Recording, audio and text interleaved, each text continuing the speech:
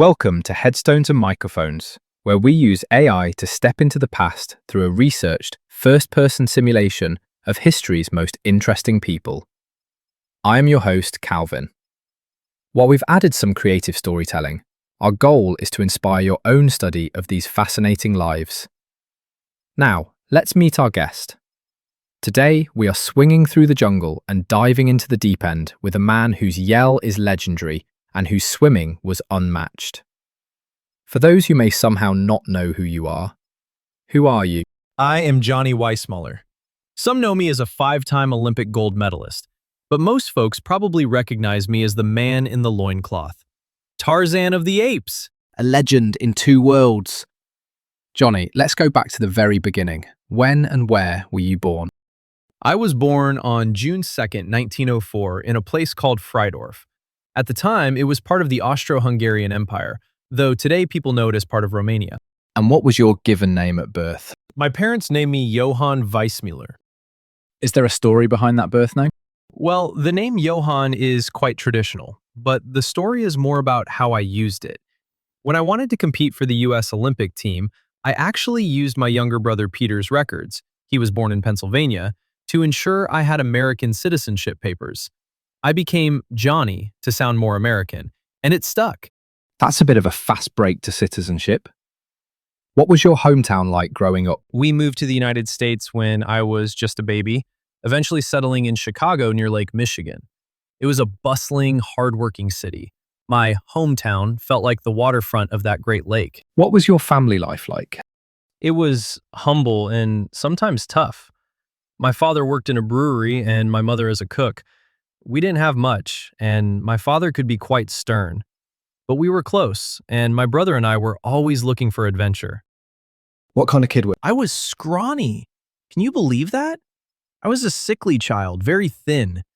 Doctors actually suggested I take up swimming to build up my strength and improve my health. A doctor's note that led to Olympic gold. What were your biggest fears growing up? Honestly, failing my family. Because we struggled for money, the fear of not being able to help out or make something of myself was always in the back of my mind. What did you dream of becoming as a child? I just wanted to be strong. I didn't dream of movies. I dreamed of being the fastest person in the water. I wanted to be like the big guys I saw at the beach. What were some of your favorite activities in school? If it wasn't swimming, I wasn't interested. I spent every moment I could at the Stanton Park pool or in the lake. What was your first job? I worked as a bellhop and an elevator operator at the Illinois Athletic Club. It was great because it got me closer to the club's pool. Was there a moment where you realized you were different from everyone else? It was when I met my coach, Bill Backrack. He told me he'd train me under one condition. I had to do exactly what he said and never quit. When I started breaking world records in practice easily, I realized my body was built for the water in a way others weren't. What's a decision that changed everything for you, but felt small at the time? Taking a job modeling BVD underwear. It seemed like just a way to make some quick cash, but a producer saw those ads and thought, that man looks like Tarzan. What was your biggest break? Landing the role in Tarzan the Ape Man in 1932. I went from being an athlete to a household name overnight. What were your biggest struggles before success? Health and money. Fighting off childhood illness and then trying to support my mother after my father left was a heavy load for a young man. Did you ever consider quitting? Never. In the pool, if you quit, you sink. I carried that mentality into everything.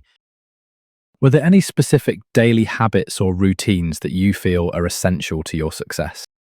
Swimming, of course. Even after I stopped competing, I stayed in the water. And I always practiced my breathing.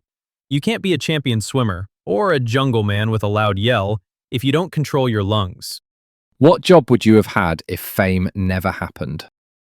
I probably would have stayed a swim instructor or a lifeguard. I belonged near the water.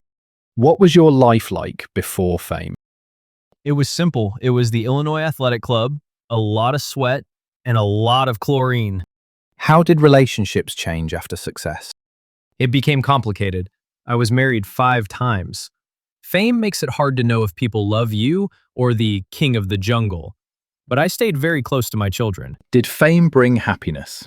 It brought opportunity and a lot of fun, but true happiness came from the sun on my face and being in a beautiful place like Acapulco. What was the downside of becoming famous? Being typecast.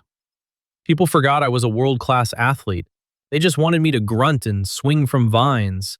It was hard to be taken seriously as an actor. What misconceptions did people have about you? People thought I was like Tarzan in real life, that I wasn't very smart or well-spoken. In reality, I loved a good joke and a sophisticated conversation. What was your darkest moment? Seeing my health decline in later years. For a man who lived by his physical strength, feeling that fade was very difficult. What's something people misunderstood about your life? That it was all easy. People saw the gold medals in the movies, but they didn't see the years of grueling 6-hour-a-day training sessions where my muscles screamed. Tell me about a time when everything went wrong, and how did you handle it? During the 1924 Olympics, there was so much pressure.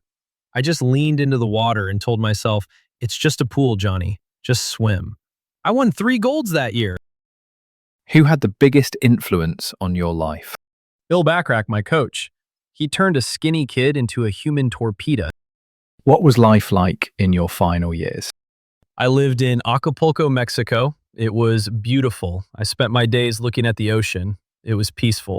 What were you working on in your career before you passed away? I was mostly doing appearances and enjoying retirement, though I always had a hand in promoting swimming and fitness. When and where did you pass away? I passed away on January 20th, 1984 in Acapulco. What happened? I had been dealing with a series of strokes and heart issues for a few years.